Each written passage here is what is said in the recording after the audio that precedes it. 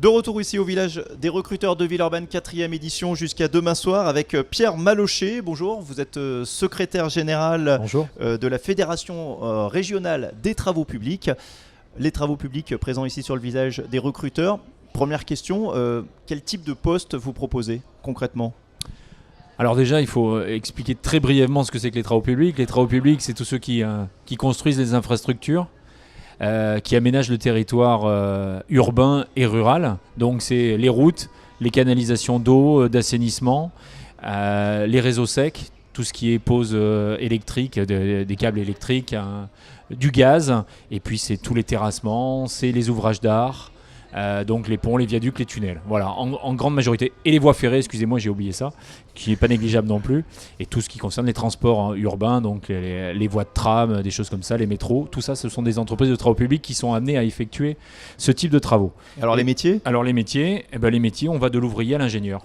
Voilà, tout simplement. Donc on a des constructeurs de routes, des constructeurs en canalisation, des monteurs en réseau. Donc voilà, donc tout ça c'est les métiers on va dire de base mais qui sont extrêmement recherchés aujourd'hui.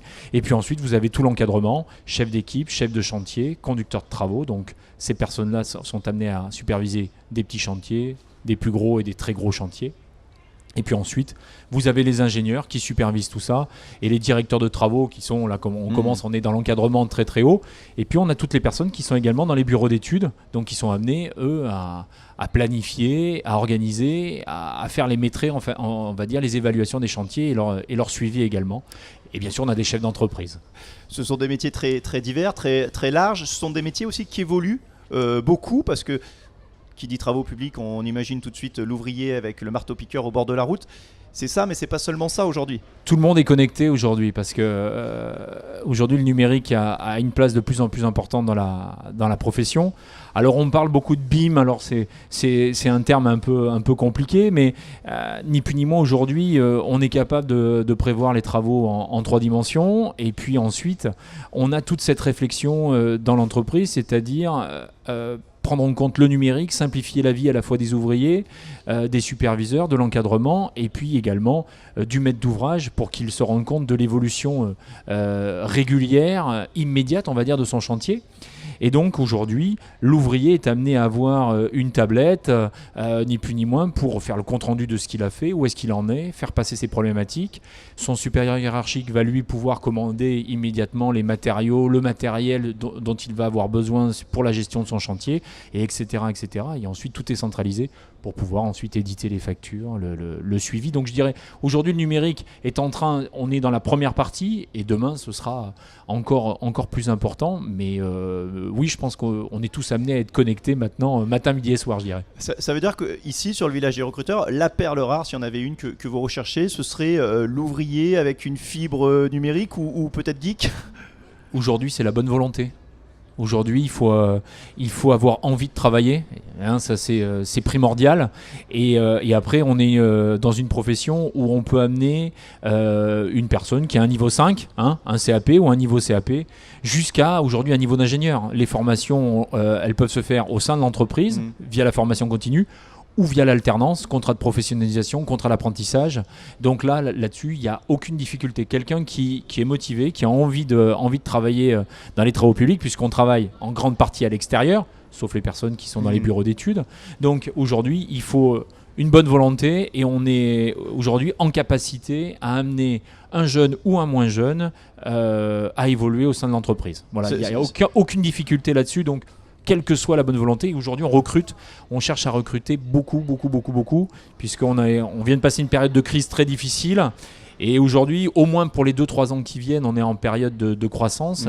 Et donc, c'est je peux vous le dire, c'est des milliers de postes à recruter sur l'Auvergne et sur Rhône-Alpes. Oui, de manière globale, mais peut-être encore plus dans votre secteur, les intentions de recrutement, en tout cas publiées par Pôle emploi pour 2018, sont records, avec quasiment près de la moitié des recrutements jugés difficiles. C'est votre cas, j'imagine. C'est clair, et c'est pour ça qu'on va lancer une grande campagne nationale de recrutement à partir de septembre pour rappeler l'importance de nos métiers, l'importance de l'entretien des infrastructures et de l'aménagement du territoire.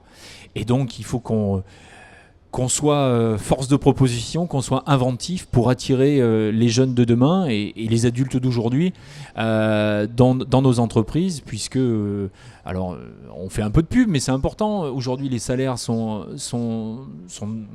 d'un bon niveau, ils sont attractifs. Et puis il n'y a pas que les salaires, il y a la prévoyance aujourd'hui qui est de grande qualité. On a très souvent un 13e mois, on a une prime de vacances. Aujourd'hui, les entreprises font beaucoup pour attirer les jeunes et les moins jeunes. Et surtout, on est au-dessus du SMIC aussi. Les premiers emplois sont au-dessus du SMIC. Donc ça, c'est important. Ce que vous leur dites, là, les candidats qui se baladent sur le village des recruteurs, c'est venez voir les travaux publics, il y a de l'emploi, il y a de l'évolution, il y a un niveau de rémunération important et il y a de la formation. Il y a de la formation pour continuer son évolution si on en a les capacités, si on en a la volonté. Aujourd'hui, on va dire c'est l'ascenseur social, mais moi je préfère parler d'escalier parce qu'il faut faire quand même un peu d'effort pour évoluer.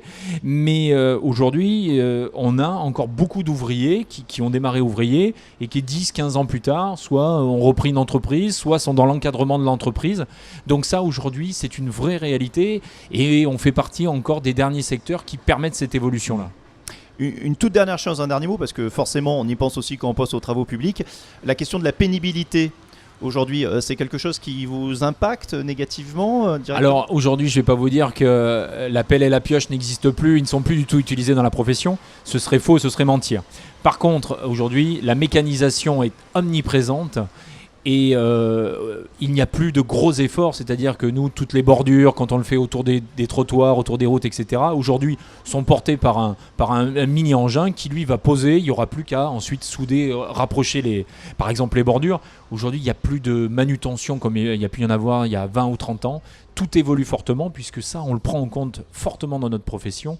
Il est clair que aujourd'hui, un salarié qui embauche le matin et qui va rentrer chez lui le soir doit rentrer en excellente santé. Et ça, toutes les entreprises, tous les chefs d'entreprise et notre organisation professionnelle est très attachée à cela. Merci beaucoup et bonne journée. Ici Merci sur le village des recruteurs de Villeurbanne. Au revoir.